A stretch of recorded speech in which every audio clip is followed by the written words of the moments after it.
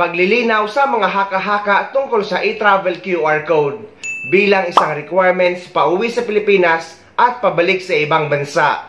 Dahil guys, hanggang ngayon napakarami pa rin nagsasabi na hindi na daw ito kailangan dahil nga hindi na hinahanap sa immigration. Guys, uulitin ko ang rason kung bakit hindi na ito hinahanap sa immigration. Dahil nga digital na tayo nagre-register ng ating e-travel arrival card at ng e-travel departure card.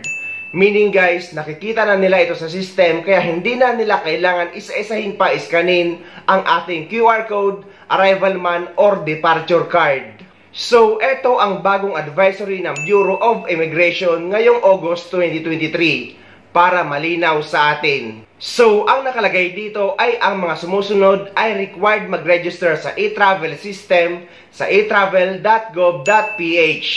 Number 1. Ang mga arriving passenger, Pilipino man or foreigner, required sila mag-register sa e-travel arrival card.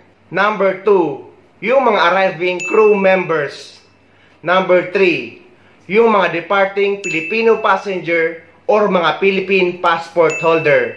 Required kayo na mag-register sa e-travel departure card. Lahat guys ng mga Pilipino, kahit pa yung mga naka-dual citizen sa ibang bansa, hanggat ginagamit nyo pa ang Philippine passport ay required pa rin kayo mag-register sa e-travel departure card kapag palabas na kayo sa Pilipinas at pabalik na kayo sa ibang bansa.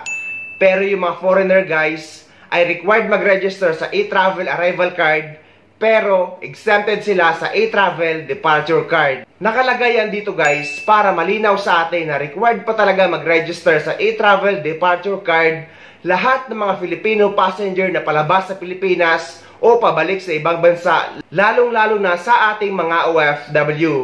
Kaya sa mga nagsasabi na hindi na daw kailangan mag-register sa e-travel departure card, mag-isip-isip kayo guys dahil baka ma-hold kayo sa immigration. Nakakabalik sila sa ibang bansa at nasasabi nila na hindi na kailangan ng e-travel departure card dahil nga hindi na hinanap, pero nakapag-register sila. Subukan nyo na hindi mag-register at doon nyo malalaman na required ito dahil nga pwede kayo ma-hold sa immigration at ma-delay pa kayo at pwede pa kayo maiwan ng flight nyo.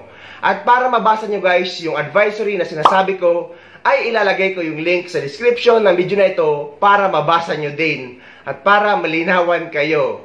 At sa mga hindi marunong mag-register sa e-travel arrival card at e-travel departure card, ay meron akong mga video tutorial na ilalagay ko yung mga link sa description ng video na ito para mapanood nyo. At panoorin nyo rin guys dahil idudugtong ko na dito yung mga requirements pauwi sa Pilipinas at pabalik sa ibang bansa. Latest requirements pauwi sa Pilipinas at pabalik sa ibang bansa. Napakaraming nagre-request ng video na ito dahil nag-aalala sila na baka daw may pagbabago na naman sa mga requirements pauwi sa Pilipinas at pabalik sa ibang bansa ngayong August.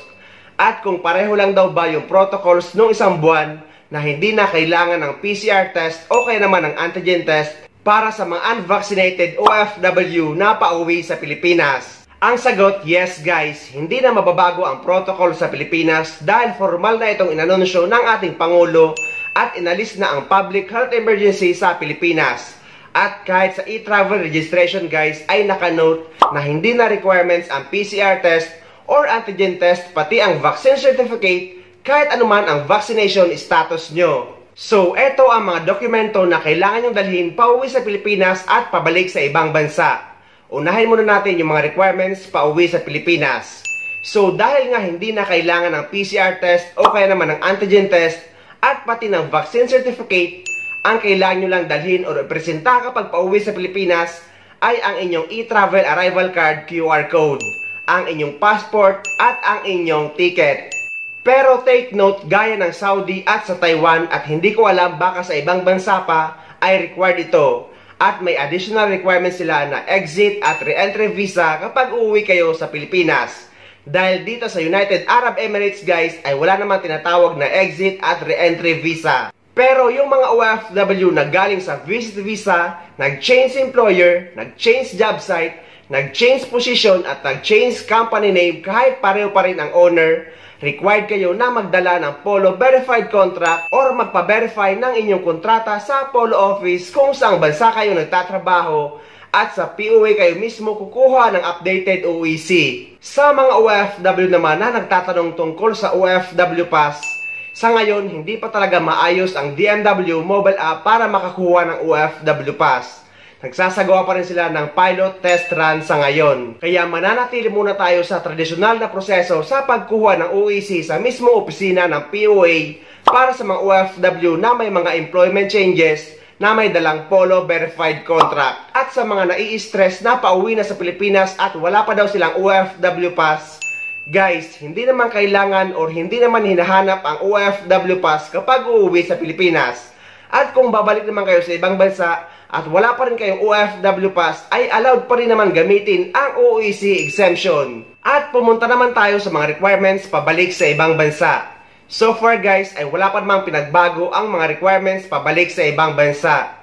Pero kapag ipinatupad na ang OFW Pass, ay ito na yung ipapalit sa OEC na ginagamit natin as exit clearance para sa mga documented OFW. So ito na ang mga requirements or kailangan yung dalhin ng mga dokumento pabalik sa ibang bansa. Number 1, ang inyong e-travel departure card. Yes guys, required pa rin na mag-register sa e-travel departure card kapag pabalik na kayo sa ibang bansa 3 days before ng flight nyo. Kahit anong araw guys, basta sa loob ng 3 days bago ang flight nyo pabalik sa ibang bansa. Number 2, ang inyong OEC or ang inyong OEC exemption. So gaya nga ng sabi ko guys, huwag nyo munang masyadong isipin ang OFW Pass. Dahil allowed pa din naman gamitin ang OEC exemption as exit clearance kapag pabalik tayo sa ibang bansa para sa mga documented OFW. Number 3, ang inyong passport. Number 4, ang inyong ticket. Number 5, ang inyong visa. Kapag nandito kayo guys sa United Arab Emirates at wala nang tatak na visa ang passport nyo, ay yung Emirates ID na ang ipapakita nyo sa immigration dahil ang visa natin dito ay nasa Emirates ID na natin. Number 6, ang inyong OWA membership. Guys, hindi hinahanap ang OWA membership sa immigration. Pero lagi kong sinasuggest na dapat lagi tayong active member ng OWA. Proteksyon natin ito habang nagtatrabaho tayo sa ibang bansa. At just in case may mangyari sa atin, at least ay secure ang pamilya natin sa Pilipinas. Pero sa mga OFW na namimiloso po pa na bakit daw kukuha ng OWA membership, hindi naman ito hinahanap sa immigration at makakabalik ka naman kahit wala ito. Kayo ang bahala guys kung ayaw nyong kumuha ng inyong OWA membership. Pero hindi ako magsasawa na magpaalala sa mga OFW na dapat ay lagi tayong active member ng OWA. Pwede naman kayo magbayad at mag-renew nito sa OWA representative desk na matatagpuan nyo sa loob ng NAIA. So ayun guys, sana may nakuha kayong idea at sana nakatulong ang video na ito sa inyo. At sa mga hindi pa dyan nakasubscribe sa channel ko, please don't forget to subscribe my YouTube channel and please click the notification bell para lagi kayong updated sa mga upcoming videos na gagawin ko tungkol sa mga updates sa ating mga OFW. Mula dito sa Dubai, maraming salamat. See you next time.